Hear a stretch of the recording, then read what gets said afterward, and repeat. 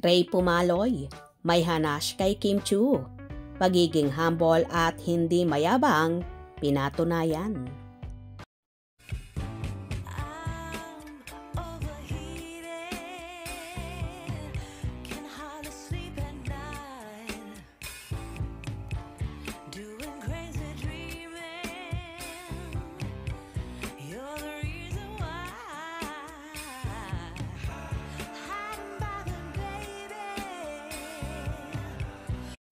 Talaga namang super happy si Kim Chiu sa kanyang pamamalagi at experience sa Cebu.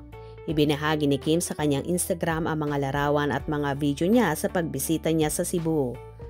How I sum up my Cebu experience in 20 slides that no one asked for, say ng actress. Makikita sa kanyang post ang kasiyahan niyang makita ang mga lokal na mainit ang pagtanggap at pagtangkilik sa kanya. Ibinahagi rin ni Kim na tapos na ang renovation ng bahay niya rito at ibibida niya ito sa kanyang ipopost na vlog. Anya, can't wait to show you my place in Cebu after its renovation. Tila patunay na masaya talaga siya sa lugar. Happy rin ang mga fanay sa panibagong achievement ni Kim Chiu. Pang ilang bahay mo na to? Grabe, deserve. You're such an inspiration, Kimi. Dami mo ng bahay all over the Philippines na. Hehehehe. Deserve, Kimi. Dami mo ng house. Ang galing-galing mo at napakasipag mo. Kaya ka, pinagpapala. Hindi nga kailangan marami ng ari-arian na naipupundar ang dalaga. Galing sa kanyang pagiging hardworking. Nakakatuwa talaga si Kimi at napakasinop niya sa mga kinikita niya. Ito marahil ang artistang hindi maghihirap kahit tumigil pa siya sa mundo ng showbiz dahil sa dami na ng ari-arian niya.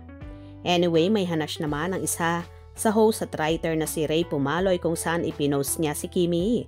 Ayon kay Ray Pumaloy, sangkaterbang bus ang aasahang dadagsa sa showing ng #My Love Will Make You Disappear. Handa na nga ang mga #KimPao para suportahan sina at Prinsesa Chinita at Mi Paulo Avellino sa dalawang bayan sa Surigao. 250 na ang aasahang manonood. Bongga. May isa pa siyang tweet tungkol kay Kim. Ayon pa kay Ray Pumaloy, humble lang talaga si Prinsesa Chinita at di mayabang, pero ang dami pala niyang mga binili at naipundar na mga property ha. Bongga, syempre, di may tatago ang mga yan sa solid. #KimChiu at #KimPao. Well, totoo naman talaga ang sinabi ng writer na ito na walang kayabang-yabang sa katawan si Kimi. Ilan na nga naman ang bahay nito sa Quezon City, sa Cebu at may rest house pa siya sa Tagaytay. Bukod dyan ay may kondo pa siya sa BGC at kung saan-saan pa.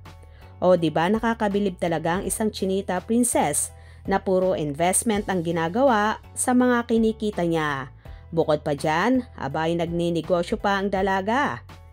San ka pa? Wala ka na talagang hahanapin pa sa isang Kim, kaya naman lalong bumibilib at napapa-inlove ng gusto sa kanya si Paulo Avellino sa pagiging madiskarte at masinop sa buhay ng dalaga.